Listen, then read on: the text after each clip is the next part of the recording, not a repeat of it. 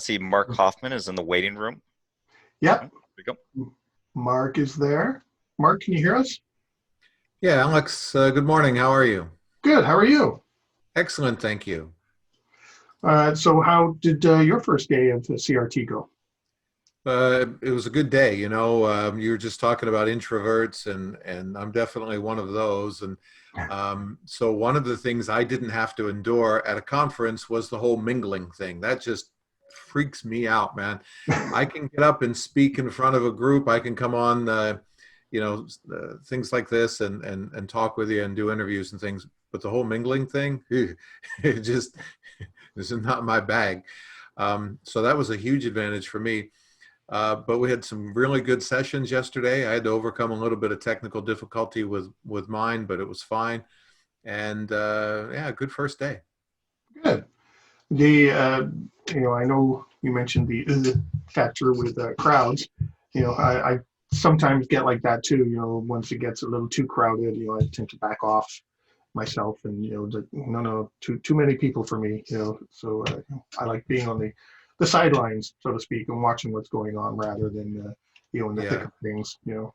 that's right. And if I'm late and I have to walk into the room and it's already crowded, that's one of the things I've learned about myself, that it's a difficult thing for me to do. Yeah, yeah. But I'm the same way too, as you mentioned. Just talking this way, or on the show, or standing up on stage, all of a sudden become animated. I talk like an Italian, waving my hands and things like that. And Right. then as soon as it's over, I slunk down again, and off to the side. It's really That's interesting to understand that about yourself, right? You know your own limitations and yeah, be able to deal with it that way. It's really good.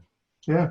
So do you want to tell us a little bit about your session yesterday without giving anything away? Because I know you and I are going to actually speak in a week or two, I think it is. So yeah, I have a little bit of a unique thing because I have one yesterday, but then I'm hosting a roundtable today, and I'd like to Oh, spend a okay, minute on that. But sure. yesterday's session, we talked about effective response to a cyber attack from a business continuity standpoint. And a lot of times people think of cyber response as just a purely technical thing. And it is technical, and we need those technical people involved. But there has to be a parallel work stream where we're looking at it from a crisis management perspective. And we know how to navigate the communication requirements and protect our reputation and things like that. And we talked about that yesterday, and it was a fast-paced session. I had a lot of material, and we had some good questions, and it was a good session. Well, I remember speaking with Regina Phelps, and she said that cyber, outside of COVID, cyber is like one of the things that keeps CEOs up at night. For sure. I mean, I go around talk to different clients, and that'll be the question that I ask, particularly as I'm getting to know new clients. What keeps you up at night? And cyber is always, I don't mean sometimes, I mean, it's always, among the things that gets listed. I had an interesting workshop this morning with a client where we spend some time going through key decisions, and I encourage people to think ahead and understand what your default positions might be on key decisions. Uh, are you inclined to pay a ransom? Yes or no, that type of thing. And I always tell them, I don't care what your answer is. Yeah, I'm inclined to pay a ransom. No, I'm not inclined to pay a ransom, as long as they can justify that position. And I want them to justify that based on their core principles and their values and their risk appetite, not emotions and not reaction. I want them to build an effective response, and that's what we try to work for. Yeah. Do you, let me back up. Do you have any suggestions for those of us working at home when it comes to cyber attacks? Because with so many people working at home, I think the risk has moved from the office place to the, all our home virtual offices in Yeah, place. the two main things, and I had a slide on this yesterday, massive increases in the number of phishing scams. So email scams where people are trying to, get you to cough up credentials and things like that. And then the other one is a 400% increase throughout the pandemic of brute force attacks on remote desktop protocols. So if Mm, you're, connecting to your home network or connecting to your company's network from home, be aware of those two things. would be, that's the biggest area of focus right now for the bad actors. So and now you're doing did you say a panel discussion? A round table today at Round- 12:30 Eastern time. Come join us. I'm sure there's room. And what we're going to be talking about today is return to the office and building an effective return to office strategy.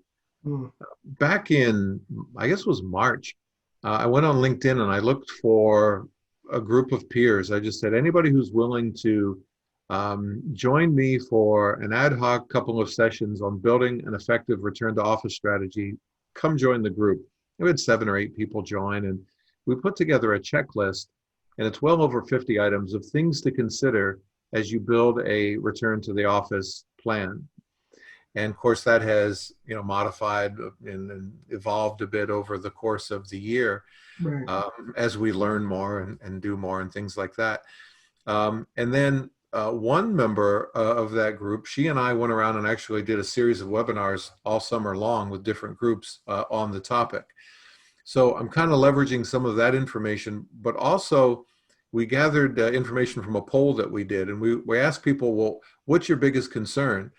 And it's interesting because a lot of people said their biggest concern was the lack of momentum that their business continuity program has had because people are working from home. But just behind that, what everybody's concerned about the long-term security of their program and the perceived value of their program as we come out of COVID. And so we're going to talk about that, and we're going to work on trying to articulate the value of the program in a post-COVID environment. And that's going to be part of the conversation today. Yeah, I've seen and talked to a few people that have felt that way. My last contract ended in June, and there were a couple of people working in business continuity at the time, and they said because COVID, the way it started off as a people situation, we had HR taking the lead, and then if there was a separate emergency management group, they came involved, and business continuity kind of felt, some of them felt as though they weren't being utilized properly, and they felt, how come we're not as involved as before?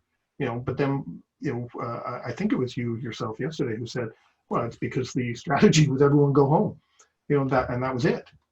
They weren't pulling out continuity plans or operational manuals and things like that. There's so many different kind of ways of looking at this. I have a very good friend of mine who has a small company. He's only got like 20 or 25 employees. They don't have any business continuity strategies or programs or anything like that. And they kind of navigated through it on the fly. Yeah, we're going to send people home. We'll bring a couple people to the office. But he admitted to me that they were lucky. It was a fluke that they got through it. Then you have, bigger companies, anywhere from small to medium-sized companies up to enterprise-sized companies who are supposed to have a business continuity program. And some of those people only have it just to check a box for auditing. Those programs aren't going to demonstrate any value in a situation like this. To me, or little value, I guess I'll say, to be politically correct. And, the companies that are really showing value, and I think the companies who are probably not feeling this lack of security about their overall program right now are the ones who are engaged, the ones who are offering thought leadership. And it really goes back to making sure you have qualified people in 2 places, not only in the day-to-day operation of your business continuity program, but also good leadership, good executive sponsorship and leadership, and people who aren't afraid to promote the business continuity program within their organizations. Well, I think it was Cheyenne Marling who had the report out in April from BC Management saying that the awareness of business continuity has significantly risen. So because of COVID, do you see that the industry changing in any way because of that awareness, or have we finally reached the point where all those issues we had with buy-in, with executives, we finally got it, but it took COVID-19 to get it? Yeah, I didn't have a chance yet to see James Green's session. He and I were right up against each other I'm sure more people came to mind than his, though. I mean, he's hardly even well known at all. Um, James and I kind of go back a little bit, but I want to see that. And one of the things he said in a post that he did on that was, let's leverage the momentum that business continuity programs have right now. And I think that that's important. The flip side of that is the challenge is for the companies that truly don't see value in BCP coming out of an event like COVID. The real challenge is how do you articulate the value of your program if your management doesn't see any value? If you haven't, up until this point, demonstrated any value, how do you all of a sudden change that and inject yourself into the culture of the operation? One of the things, if you look at best practices that we talk about doing, is embedding business continuity into the culture of the program, of the company. How do you do that if you've been silent up until this point? That's the challenge that some of these programs are going to face. So hopefully we can talk about that during our session today. Yeah, that'll be interesting because, on what I'm hearing are two messages. One, that we have an opportunity to seize and really make an impact and show value. And two, if there wasn't any value, we weren't doing anything and we didn't have the support before. If we get through COVID, the thought over here is, well, you guys really are important, and you just proved it. We didn't need you. Right. We just went through the worst event in our lifetime. You offered no value. Why do we need you? Yeah. That's the risk. Yeah. That's the risk. The sad part is, there could be another situation that comes along, an earthquake, a fire, a flood, whatever the case may be. And all of a sudden those that thought, well, we got through COVID, now we can get through this. But they're different situations. They are. And so to the point that we've been talking about, cyber is a good leveraging point, I think. One of the things I talked about yesterday, and I do in my consulting practice, is to incorporate business continuity into the cyber response.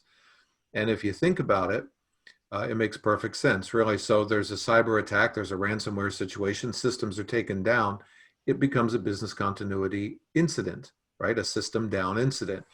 And so by incorporating business continuity into that work stream, you understand priorities, impact, maximum outage, tolerable outage, recovery time objectives, and things like that, that can help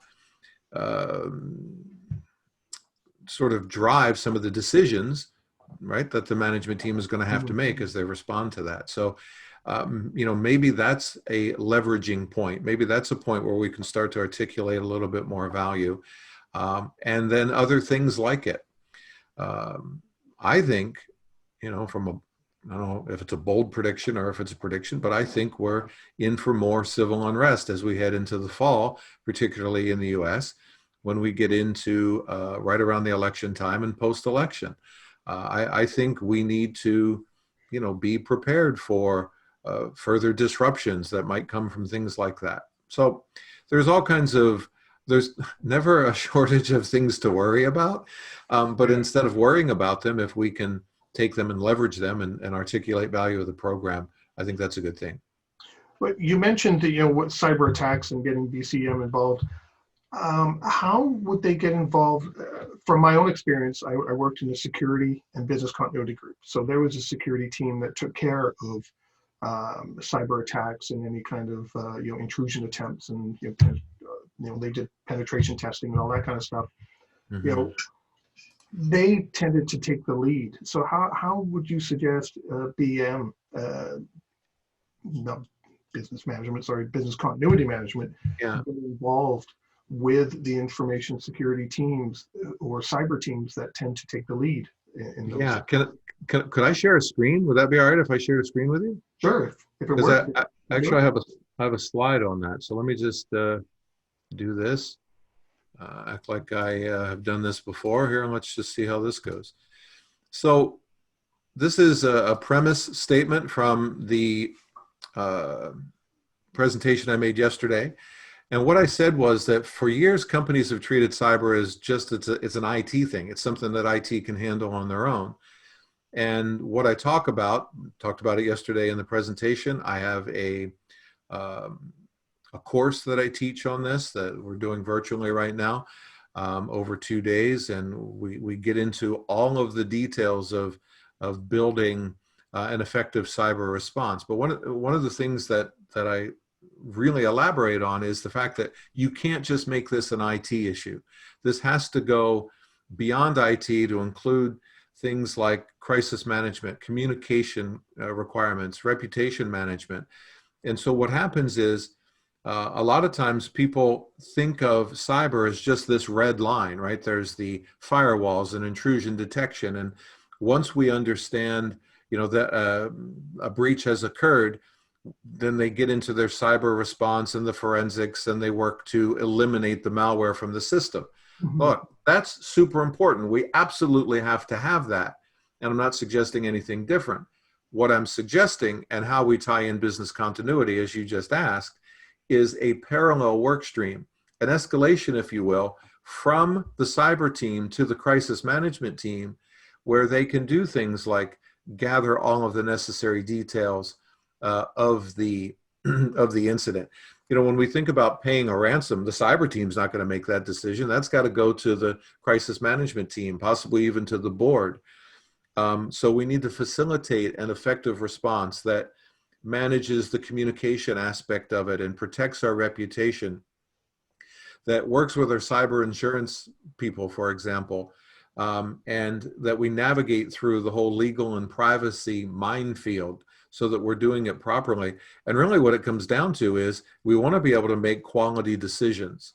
Mhm. And that's what we need to get to. And so by incorporating the business continuity program in this blue line, this parallel work stream, and by escalating the whole event to beyond just IT, to include a crisis management team, that's how you integrate the two.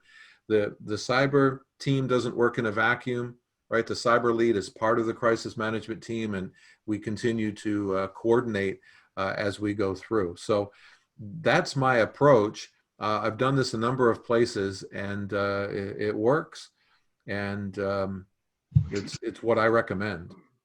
Well, it makes sense because, I've talked with other people, or I've seen webinars where, they're suggesting business continuity almost takes over, the cyber security, and all the response. And, I don't know too many business continuity management professionals who know everything about everything. No. And I find that impossible, that we can be everything to everybody. We can't. One of the things I really enjoy, and this is fun, you run a tabletop exercise with a very plausible cyber scenario, and you think about the people that you have around the table, and you're going to have your cyber lead, and you're going to have a legal lead, and a privacy person, and a communications person, and HR, et cetera, et cetera, et cetera. And it's so fun to watch those people work, the people who know what they're doing in their areas, right, in their swim lanes. And so the cyber person might say something along the lines of, well, we've had a breach of, this system, and this data has been exposed. And then you tie that back into your data classification register to say, okay, well, that's identified as classified data or sensitive data or whatever. And then you watch the privacy people take over. Okay, well, that means I got to do this and we have to do that. And then that triggers the communications people. Okay, well, we're going to help you draft these statements and do these reports and so forth.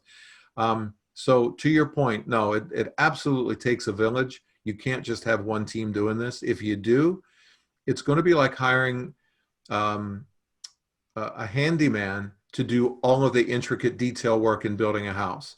And he might be good at, most things, but he's not going to be great at any one thing. And you want those people who are, experts to come to the table to get you through it. Yeah, it reminded me of a jack of all trades, specialist in none. That's right. So, yeah, I can see how that could happen. Well, I know we probably touched on a few things from our chat when we actually record a show, but that's good.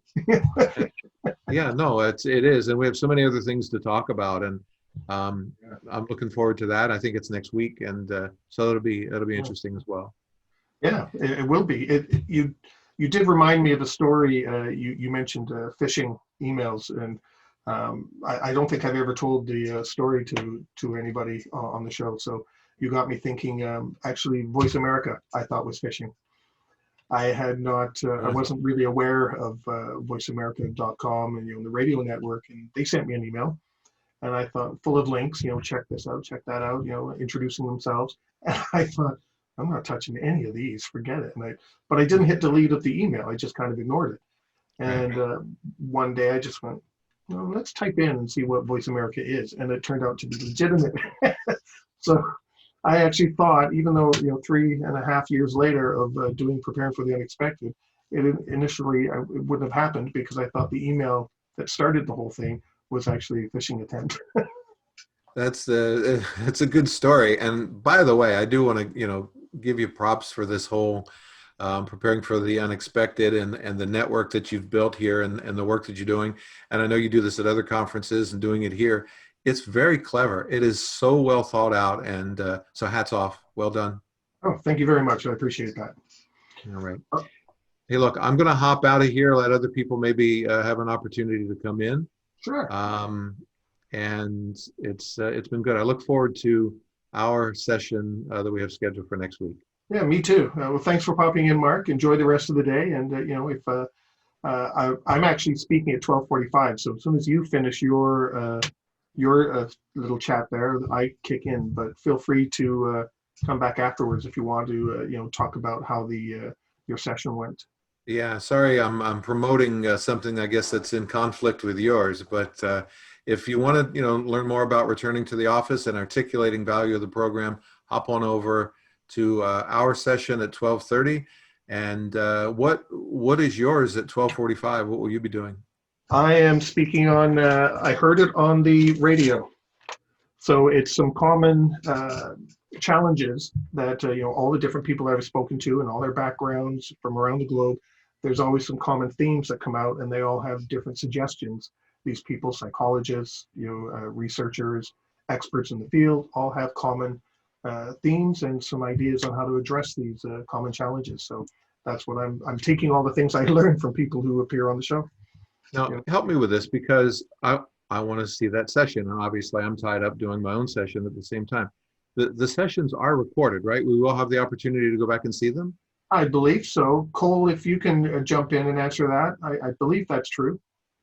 I believe so, but it's a good question and one that deserves a solid answer. And if you give me 2 minutes, I can get that answer for you. Oh, okay. All right, well, as they say on Sports Talk Radio, I'll ask my question and I'll take your answer off the air. Sounds good. Hey, you know what I should have said at the beginning? Let's go back and put this in at the beginning. Long-time listener, first-time caller. That's something that I've never had a chance to say. So there you go. All right, Alex, all the best. Thank you for this. Okay, thanks for popping in, Mark. We'll talk to you later on. Take care. If you liked that video, thumbs up. If you didn't like that video, thumbs down. But leave me a message and let me know your thoughts. Of course, don't forget to subscribe. And in the meantime, stay prepared, everybody.